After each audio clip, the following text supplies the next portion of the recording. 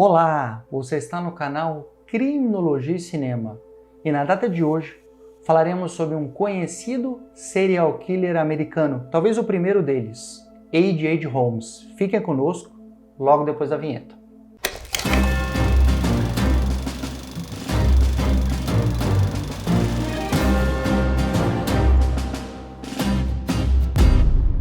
Antes de falar de Herman Webster Mudgett ou Dr. Holmes, é importante mencionarmos a Chicago da virada do século XIX para o XX, considerando que nesta cidade em franca expansão industrial, onde ocorrerão os crimes não só do Dr. Holmes, como também para onde migrarão boa parte de suas vítimas em virtude de um evento específico da história americana, mais conhecido como Feira Mundial ou Feira Colombiana Mundial. Isso porque em Chicago se decidiu realizar uma feira em homenagem aos 400 anos da chegada de Cristóvão Colombo. E essa feira, uma feira de tecnologia, reunindo arquitetura, engenharia e todas as novidades de então, buscava concorrer com outra feira realizada em Paris, alguns anos antes, local onde inclusive houve a inauguração da Torre Eiffel. Os americanos então, movidos pelo seu sentimento de nacionalismo, decidiram não só promover a Feira Mundial, como também superar aquela realizada em Paris anos antes. Dito isso, toda uma estrutura foi montada, não só para a feira, onde várias personalidades para lá se dirigiram, como o presidente norte-americano, empresas de toda ordem, como Thomas Edison, a família Tesla, e todos esses então decidiram expor as suas invenções na feira. Feira essa que, em virtude da grande quantidade de iluminação, que basicamente separou a cidade de Chicago em outra internamente, muito iluminada, ficou conhecido como a Cidade Branca, em virtude das luzes após o início da feira. Inclusive, H.H. Holmes, ou Dr. Holmes, ficou conhecido numa obra publicada como O Demônio na Cidade Branca. Bom, essa feira, inclusive, uma curiosidade à parte, foi onde se criou a roda gigante. A roda gigante foi criada nesse momento da história da humanidade, justamente como uma grande invenção americana que buscava superar a Torre Eiffel em Paris. E após essa invenção, a roda gigante se espalhou por todo o mundo. Ao longo do período de exibição, foram aproximadamente 27 milhões de pessoas que passaram por Chicago em 1983. E lógico, por razões óbvias, houve enorme movimento populacional para a cidade, fazendo com que, dentre outras questões estruturais, houvesse necessidade de hotéis, estruturas para abrigar essas pessoas que se dirigiram para Chicago. E nesse contexto, então, o Dr. Holmes, um médico que tinha os seus negócios, trabalhava com uma farmácia quando chegou a Chicago, vindo também do interior dos Estados Unidos, tem uma sacada de construir uma espécie de um grande hotel, uma região assim, muito próxima de onde seria a feira, e ali então ele tem a ideia de fazer uma série de quartos que fossem manipulados por ele, como salas de tortura, locais com olhos mágicos, onde ele poderia ver internamente o hóspede, até vazamento de gás para dentro dessas salas ou desses quartos. Toda uma estrutura foi montada, criada, estruturada por Dr. Holmes, já vislumbrando as vítimas pelas quais ele poderia cometer os seus crimes. Os perfis escolhidos por Dr. Holmes ao início da feira eram perfis de mulheres solteiras que viriam a Chicago não só para conhecer a feira, como também para conseguir emprego. Muitas mulheres deslocadas do interior dos Estados Unidos, lembrando que obviamente a comunicação era difícil na época, então pessoas que rompiam seus laços com suas famílias, chegavam, de certo modo, não só desabrigadas, como também sem laços na cidade de Chicago, eram os perfis preferenciais de Dr. Holmes. Então ele muitas vezes oferecia emprego para essas pessoas, ou as namorava, mantinha um relacionamento e trazia para dentro do seu hotel, e lá então realizava toda a sorte de assassinatos, desde assassinatos convencionais com instrumentos de uma faca, algo nesse sentido, como coisas pitorescas, né, de trancar mulheres em compartimentos incomunicáveis e fazer com que elas morressem pela falta de ar. A respiração de ar, uma dor ocasionada assim mediante tortura ou meios cruéis. Dr. Holmes, como um médico, ele tinha grande facilidade e engenhosidade para se livrar desses corpos. Boa parte deles eram vendidos para as faculdades de medicina da época, após uma constatação de morte natural, por exemplo, e também ele fazia com que a retirada das camadas superiores de pele resultassem somente nos esqueletos, que também eram vendidos para experiências científicas, normalmente em âmbito universitário. Contava com a colaboração de um conhecido, de um parceiro de trabalho, que não tomava parte nos assassinatos, mas que obviamente deveria desconfiar por ser acionado pelo Dr. Holmes toda vez que cometia os seus assassinatos, a fim de que ele trabalhasse na manipulação do corpo, dos ossos, facilitando o trabalho do médico, do assassino, do serial killer. Curiosamente, na história da humanidade, também nessa virada do século XIX para o XX, na Inglaterra, havia outro serial killer, também dos mais conhecidos aí, atuando na cidade de Londres, que talvez seja mais conhecido do que o Dr. Holmes, ou A.J. Holmes, mas que fez uma quantidade muito menor de vítimas.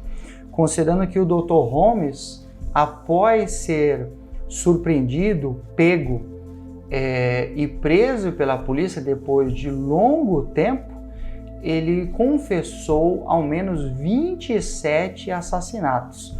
Só que não é um relato, um interrogatório que possa ser considerado fidedigno, considerando que ele não só omitiu, criou situações que não se confirmaram, de modo que o número de pessoas desaparecidas era muito maior.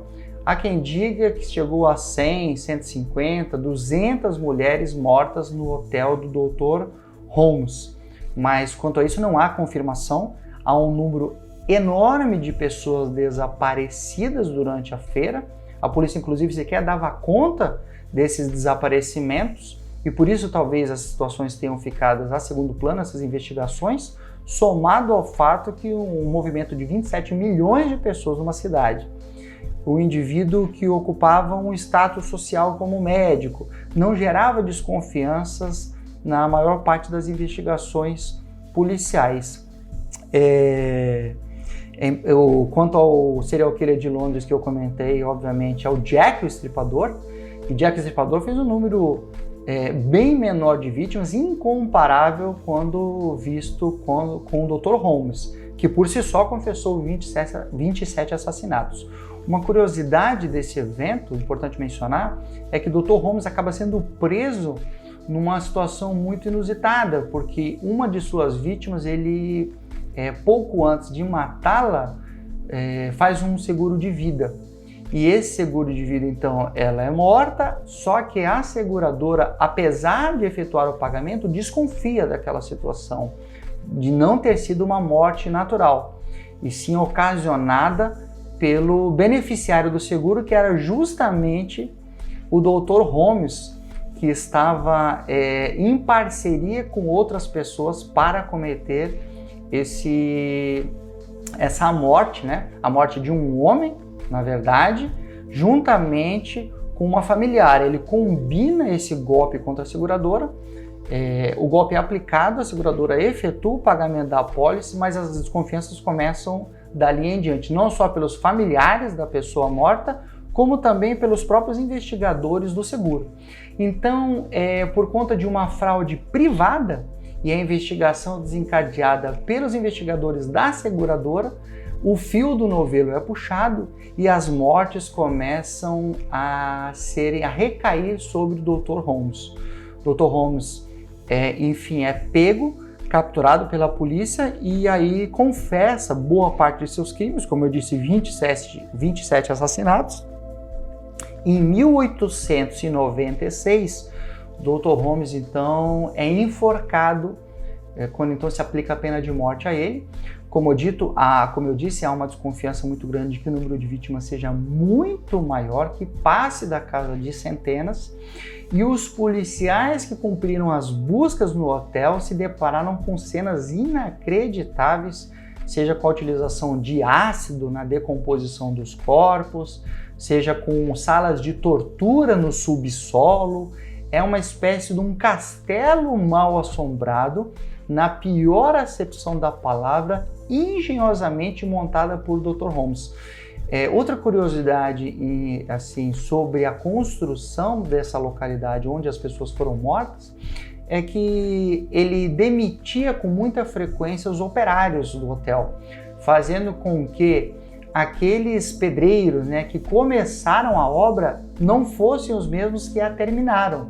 Então, sequer as pessoas que construíam sabiam os verdadeiros caminhos dentro do hotel, que eram somente conhecidos por ele, considerando que semanalmente ele os demitia, renovava o contrato com outros pedreiros da obra, de modo que as artimanhas do hotel somente ele e mais ninguém conhecia, facilitando com que ele não só aprisionasse as pessoas, como também manipulasse elas sem que os investigadores conseguissem descobrir o que de fato se passava ali dentro.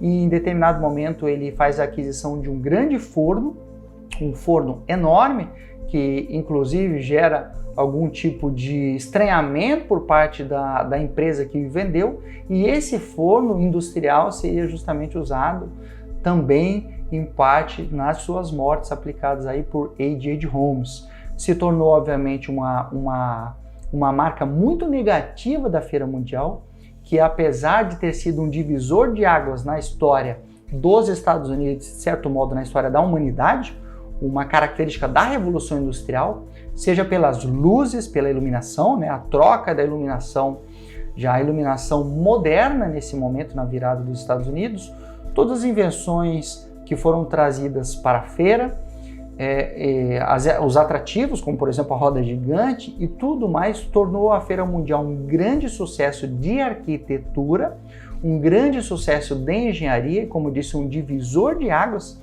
na história dos Estados Unidos. Aliás, essa feira ela foi tentada ser trazida por Nova York, por outras cidades, e Chicago acabou ganhando o concurso para a realização da feira. Envolveu basicamente arquitetos de todos os Estados Unidos. Contudo, por outro lado, teve uma nota extremamente negativa, que foi uma espécie de criação, né, desse assassino em massa,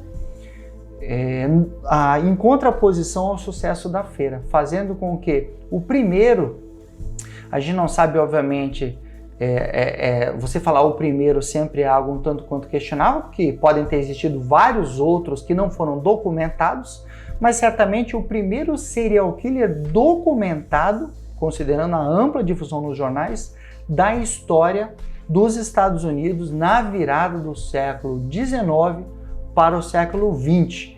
H.H. Holmes é um personagem de vasta bibliografia, facilmente localizado aí na internet, nas livrarias, e também, o que tudo indica, será objeto de um filme a ser capitaneado aí por Leonardo DiCaprio num futuro muito próximo, fazendo com que esses fatos sejam reconstruídos historicamente na visão e na história de Leonardo DiCaprio à frente desse projeto.